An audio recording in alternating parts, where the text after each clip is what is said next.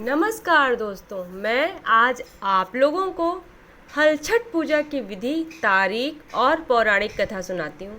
तो चलिए वीडियो शुरू करते हैं। भाद्रपद माह में कृष्ण पक्ष की षष्ठी तिथि को हल छठ पर्व मनाया जाता है। इसे हल छठी, तिन छठ और ललही छठ भी कहा जाता है। यह त्यौहार पूर्वोत्तर भारत में बड़े ही धूमधाम से मनाया जाता है। मान्यता यह है कि इस दिन भगवान कृष्ण के बड़े भाई बलराम जी का जन्म हुआ था। हल छठ का व्रत संतान की दीर्घायु और उनकी संपन्नता के लिए किया जाता है। इस दिन माताएं संतान की लंबी उम्र के लिए व्रत रखती हैं और विधि विधान से पूजा करती हैं और कथा का श्रवण करती हैं। इस व्रत को करने से पुत्र पर आने वाले सभी संकट दूर हो जाते हैं। इस वर्ष हल छठ की क्या तिथि है उसे को जानते हैं। हिंदू पत्रा के अनुसार षष्ठी तिथि 4 सितंबर दिन सोमवार को शाम 4:41 पर शुरू हो रही है और इसका समापन 5 सितंबर दिन मंगलवार को दोपहर 3:46 पर समाप्त हो रही है। चूँकि हम लोग उदया तिथि के त्यौहार को ही मानते हैं, इसलिए इस वर्ष 2023 में हम इसको 5 सितंबर को मनाएंगे। अब इसकी पूजा विधि। इस दिन प्रातः उठकर स्नान के बाद व्रत का संकल्प लें। इस दिन सिर पर महुआ, तिन्नी का चावल और दही लगाकर सिर से स्नान करें। फिर एक साफ स्थान पर या गमले में कुश, पलाश और महुआ की डाल लेकर एक साथ लगा दें और उसी के बगल में एक छोटा सा तालाब बना दें। पीले वस्त्र इस डाल पे उड़ा दें और फिर हल्दी और पीले सिंदूर से सभी शाखाओं को लगा दें। हल्दी, पीला सिंदूर सभी शाखाओं पर लगा दें।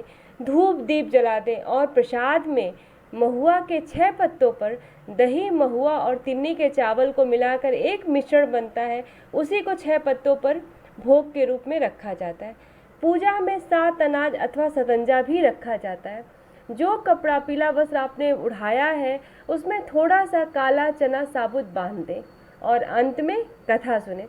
इस व्रत में जुते हुए खेत की कोई भी सामग्री नहीं खानी होती है और दही भी भैंस के दूध का होना चाहिए। इसमें आप कुछ भी खा सकते हैं, बस वह जोते बोए खेत का नहीं होना चाहिए, इसमें यही वर्जित होता है। बहुत लोग अगर अपने घर में केले का वृक्ष लगाए होते हैं और उसमें फल निकलता है तो वो केला भी चढ़ा सकते हैं। और अब इसकी कथा सुनते हैं। एक गांव में एक ग्वालिन रहती थी। वह गर्भवती थी और उसे प्रसव पीड़ा शुरू हो गई थी। उसने दूध और दही बेचने के लिए रखा था। उसने सोचा कि अगर प्रसव हो गया तो ये दूध और दही बिक नहीं पाएंगे। इस कारण वह पास के गांव में ही दूध दही बेचने चली गई, पर कुछ दूर जाने पर उसे असहनीय प्रसव पीड़ा शुरू हो गई। वह पास के ही एक झरबेरी के झाड़ में जाकर एक सुंदर पुत्र को जन्म दिया। वह पुत्र को वहीं झाड़ में कपड़े में लपेटकर छोड़कर दूध दही बेचने चली गई। उस दिन ललही छठ था।